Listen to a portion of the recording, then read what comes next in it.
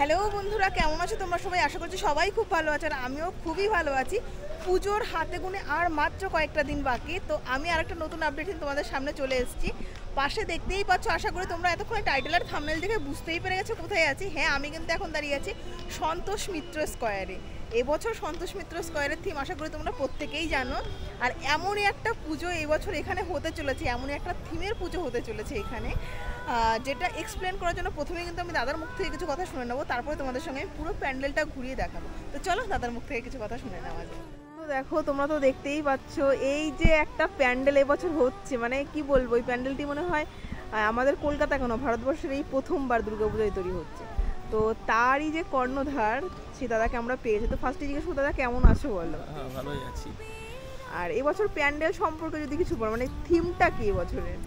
এবছর সবাই জানেন লাস ভেগাসের আদলেই আমরা প্যান্ডেলটা তৈরি করছি। এবার কিন্তু প্যান্ডেলটা অন্যান্য বছরের থেকে এবছরে একটু অন্যরকম, পুরো নতুন চিন্তা ভাবনা। ভারতবর্ষে আপনি যেটা বললেন সেটা ঠিকই, ভারতবর্ষে আগে প্রথম এটা 11D লাইট দিয়ে, LED লাইট দিয়ে কাজ হচ্ছে। এই যে দেখছেন বলের মতো একটা হয়েছে না, এর উপরে প্রায় 1-1.5 লাখ মতো LED লাইট বসবে। এই লাইটের মাধ্যমেই সমস্ত আমাদের শোগুলো দেখানো হবে। তো এখানে দিনের বেলাও শো দেখানো হবে 24 ঘন্টা। তো দিনের বেলা একরকম দেখানো হবে, দিনের যেরকম হয়, আবার রাত্রিবেলা রাত্রির মতো দেখানো হবে। ভিতরেও ঢুকলে দেখতে পাবেন, ভিতরেও বলের মতো শেপ আছে। তো তার ভিতরেই আসরের ভিতরে মায়ের মূর্তি থাকবে। ভিতরে মহিষাসুর মূর্তি সহ অন্যান্য ঝর্ণা, আকাশ, মহাশূন্য সবই দেখানো হবে ওই 11Dর ভিতরেই। উপরে মানে আর কি বলবো, আকাশ হলে মেঘ যেন উড়ে যাচ্ছে, কি ভেসে যাচ্ছে, তারপর জল পড়ছে যেন গায়ে ছিটকে আসছে। এইভাবে দৃশ্যগুলো দর্শকরা কি সেটা ফিল করতে পারবে, একেবারেই ফিল করতে পারবে।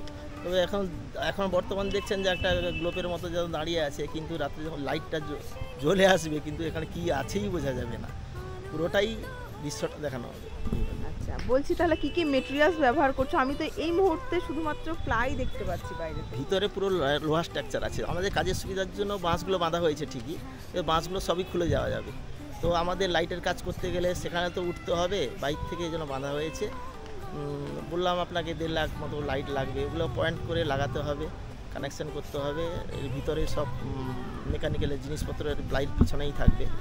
এখানে ওয়াটারপ্রুফের একটা ব্যাপার আছে। লাইট তো আমাদের ওয়াটারপ্রুফ থাকছেই, অসুবিধা কিছু হবে না, বৃষ্টি হলেই শো দেখানো যাবে। তো সেখানে যে দর্শনার্থী আসবেন, তার সকালে এলে সকালে ভিউ পাবেন, দুপুরে এলে দুপুরে ভিউ পাবেন, সন্ধ্যায়, রাত্রে তো সম্পূর্ণ আলাদা থাকবে। মানে চমকটা কখন বেশি থাকছে, রাত্রিবেলা? সম্ভবত লাইটের কাজ তো রাত্রিবেলা একটু ভালো লাগে, তবে দিনের মতো করে দিনের মতো আমরা বানাচ্ছি, যেটা দিনের মতো দর্শনার্থী এসে যেন রিয়াকশান পায় যে হ্যাঁ অ্যাকচুয়ালি দেখলাম, দিনের মতো পাবে। সূর্য উঠে যেরকম সূর্য ওঠাও এখানে দেখানো হবে, সূর্য অস্তও দেখানো হবে। যে মানে যেহেতু তুমি বললেই যে ওয়াটারপ্রুফ লাইট থাকবে, কারণ একটা ওয়েদার কন্ডিশন খারাপ হতেই পারে, তাতে কোনো রকম কোনো প্রবলেমই হবে? ওয়াটারপ্রুফ তো বটেই, ফায়ার প্রুফও। আচ্ছা, লাইটটা এমন আছে ওটা ফায়ার প্রুফও, ফায়ারেও কিছু হবে না। আর যত ঝড় জল ঝঞ্ঝা হোক, যদি ইলেকট্রিসিটি সাপ্লাই থাকে, একবার বন্ধ হওয়ার কোনো প্রশ্নই ওঠে না। তার মানে দর্শকদের জন্য প্যান্ডেলটা তাহলে কবে নাগাদ খোলা হচ্ছে, মানে একদম সবার জন্য এই মহালয়া 2-3 দিন বাদ তো খোলা হবেই। মানে এখন অবধি ফাইনাল কোনো ডেটটা ঘোষণা করা হবে, যেহেতু সরকার সেটা সিদ্ধান্ত নেবেন, সেটা উনি বলতে পারবেন ভালোভাবে। তবে আমাদের মহালয়ার পরের দিন হ্যান্ডওভার দেওয়ার কথা আছে। ঠিক আছে দাদা, অনেক ধন্যবাদ। তাদের মুখ থেকে কথাটা শুনতেই পেলে, আর বাইরে থেকে এখন আমি তোমাদেরকে এক ঝলক দেখিয়ে দিই। পুরো কিন্তু রাউন্ড শেপের, দেখতেই পাচ্ছ। আর টোটালি কিন্তু লোহার বার্ড যেগুলো আছে না, তারই কিন্তু লোহার স্ট্রাকচারের উপরে কাজ হয়েছে, আর তার উপরে কিন্তু বসেছে প্লাই। আর তার ওপরে দেখো এই সাদা সাদা অংশগুলো তোমরা দেখতে পাচ্ছ, এটা কিন্তু প্লাইটাকে জাস্ট জয়েন করা হয়েছে যাতে কোনো রকম কোনো ফাঁক ফোকর না থাকে। আর তার উপরে যে বাঁশের স্ট্রাকচারগুলো দেখতে পাচ্ছ, এটা কিন্তু টোটালি শুধুমাত্র এনাদের কাজের সুবিধার জন্য করা হয়েছে। এনাদের যখন কাজ কমপ্লিট হয়ে যাবে তখন টোটালি খুলে দেওয়া হবে। আর কি অসাধারণ লাগছে এখনই দেখো।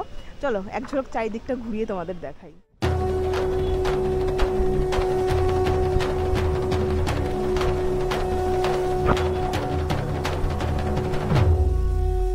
বাইরেটা তো খুব সুন্দর করে তোমাদেরকে আমি দেখালামই, এখন অবধি কিন্তু শুধুমাত্র তোমরা প্লাই দেখতে পাচ্ছ। চলো এবার ভেতরটা ঢুকে তোমাদের সঙ্গে শেয়ার করি। এই দেখো, এই হচ্ছে আপাতত এখনকার মতো স্ট্রাকচার। তো চলো ভেতরে ঢুকি, ভেতরে কি হয়েছে কতটুকু এগেছে সেটাই তোমাদের সঙ্গে শেয়ার করবো। দেখো এখন কিন্তু আমি ঢুকছি প্যান্ডেলের ভেতরটাতে। এখন তো আমি নিজেই কিছু সেরকম বুঝতে পারছি না, তো তোমরা কি করে বুঝবে। দেখো প্যান্ডেলের ভেতরে কিন্তু এখন অসংখ্য বাঁশ কিন্তু লাগানো আছে। দেখো এটা কিন্তু শুধুমাত্র কাজের সুবিধার্থে। আর তোমাদের এক ঝলক একটু দেখিয়ে দিই, দেখো ভেতরেও দেখতে পাচ্ছ একটা প্লাই লাগানো আছে এই পাশে, এই ভেতরেও কিন্তু একটা গোল থাকবে, আর বাইরে তো একটা রাউন্ড শেপ তোমরা দেখতেই পেলে। আর এখানে আপাতত যে বাঁশগুলো তোমরা দেখতে পাচ্ছ, এটা কিন্তু এনাদের শুধুমাত্র কাজের জন্য বাঁশগুলো লাগানো হয়েছে। কাজ যখন ওরা সঠিকভাবে কমপ্লিট হয়ে যাবে তখন কিন্তু এই বাঁশগুলো তোমরা এখন দেখতে পাচ্ছ, এগুলো কিন্তু কিছুই থাকবে না, সম্পূর্ণভাবে খুলে দেওয়া হবে। তো মানে বাইরের থেকে তোমাদের যেটা দেখালাম সেটা তো দেখতেই পেলে একটা রাউন্ড শেপের আছে, আর ভেতর থেকেও কিন্তু ওই যে প্লাইটা বসেছে ভেতরেও কিন্তু একটা রাউন্ড শেপ থাকবে। আর প্রত্যেক বছরের মতন এবছর এখানেই কিন্তু প্রতিমা থাকবে। আর দেখতে পাচ্ছ, আশা করি বুঝতে পারছো যে পেছনটা কিন্তু এখনো অবধি ফাঁকা আছে। ফাঁকা রাখার একটাই কারণ এই যে স্ট্রাকচার তোমরা দেখতে পাচ্ছ, এটা তো এই স্ট্রাকচারের ভেতর দিয়ে এত বড় প্রতিমা ঢোকানো কখনোই সম্ভব না, যে কারণে কিন্তু মায়ের পেছনটা এখন অবধি ফাঁকা রাখা হয়েছে, যাতে মাকে পেছন দিক দিয়ে ঢোকাতে পারে। তারপরে কিন্তু পেছনের কাজটা স্টার্ট হবে। এখন অবধি পেছনটা কিন্তু এই কারণেই ফাঁকা আছে। তোমরা হয়তো অনেকেই জিজ্ঞেস করতে পারো, দিদি পেছনটা কেন এরকমভাবে খোলা আছে? পেছনটা খোলা রাখার কারণ একটাই, প্রতিমা যখন ঢুকবে তারপরে কিন্তু পেছনটা একদম সম্পূর্ণভাবে কাজে ঢেকে দেওয়া হবে, যেমনটা চারিদিক দিয়ে এখন পর্যন্ত ঢাকা আছে বাইরে থেকে। আর এই হচ্ছে ওপরের স্ট্রাকচারটা, বেশ হাইটের থাকবে ওপরে। আর তোমরা তো সম্পূর্ণটা দাদার মুখ থেকে শুনতেই পেলে, এই কারণেই কিন্তু আমি সম্পূর্ণটা আগেই দাদার মুখ থেকে শুনে নিলাম।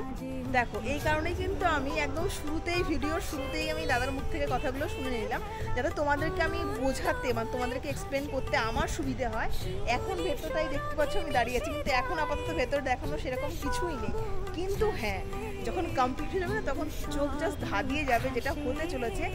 মানে বলতেই পারো ভারতবর্ষে এই প্রথমবার এমন কিছু একটা হতে চলেছে কলকাতার সন্তোষ মিত্র স্কোয়ারে, যেটা এর আগে কোথাওই হয়।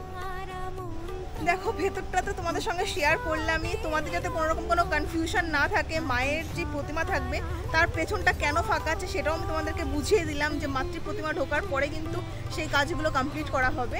তো আপাতত এই ছিল আমার ভিডিও শুরুতেই দাদার মুখ থেকে সম্পূর্ণ কথা আমি তোমাদেরকে শুনিয়েছি, যাতে তোমরাও খুব ভালো করে বুঝতে পারো। আর কতগুলো এলইডি লাইট বসবে, যেটা কিন্তু শুধুমাত্র ওয়াটারপ্রুফ নয়, ওয়াটারপ্রুফ প্লাস ফায়ারপ্রুফ, যাতে কোনো রকম কোনো প্রবলেমই না হয়। কারণ পুজোর সময় যদি খুব বেশি দুর্যোগও হয়, তাতেও যাতে দর্শনার্থীরা সম্পূর্ণভাবে খুব ভালোভাবে প্যান্ডেলটি দেখতে পারে, শুধুমাত্র সেই কারণেই কিন্তু এরকম ব্যবস্থাপনা করা হয়েছে। তো ভিডিওটা কেমন লাগলো অবশ্যই তোমরা কমেন্টে জানিয়ে। যদি কিছু ভালো লাগে একটা লাইক অবশ্যই করো, চ্যানেলে নতুন হয়ে থাকলে চ্যানেলটাকে সাবস্ক্রাইব করে রেখো নতুন আরও অনেক ভিডিও পেতে। চলো হাত মত মাসে এইটুকুই, সবাই ভালো থেকো, সুস্থ থেকো, খুব তাড়াতাড়ি দেখা হচ্ছে, টাটা।